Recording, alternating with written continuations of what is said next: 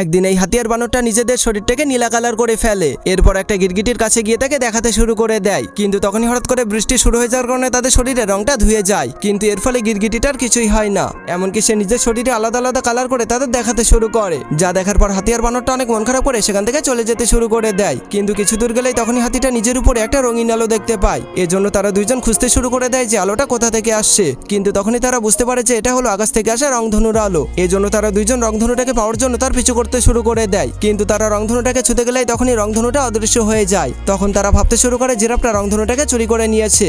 এজন্য তারা দুইজন জিরাফটাকে ভালোভাবে খোঁজার পরেও কিছুই পায় না। কিন্তু তখনই আকাশে মেঘগুলো সরে গেলে সূর্যটা আবারও বের হয়ে আসে, যার কারণে আবারও রংধনুটা নদীর অন্য পারে দেখা যেতে শুরু করে দেয়। এজন্য তারা দুইজন দ্রুত রংধনুটার কাছে চলে আসে। এরপর বানরটা রংধনুটাকে ছুঁয়ে দিলেই তার হাতটা লাল হয়ে যায়। এজন্য সে রংধনুর মধ্যে লাফিয়ে পড়লেই তার পুরো শরীরটাই লাল হয়ে যায়। তখন এটা দেখার পর হাতিটাও নিজের সুরটাকে ছুঁয়ে দিলেই তার সুরটা সবুজ হয়ে যায়। এরপর সে গোলাপি আলোর মধ্য দিয়ে হেঁটে গেলেই গোলাপি হয়ে যায়। এজন্য তারা দুইজন রংধনুর মধ্যে নাচতে নাচতে অনেক আনন্দ করতে শুরু করে দেয়। কিন্তু তখনই হঠাৎ করে রংধনুটা অদৃশ্য হয়ে যাওয়ার কারণে তারা দুইজন নিচে পড়ে যায়, যার কারণে তাদের শরীর থেকে সব রং উধাও হয়ে যায়।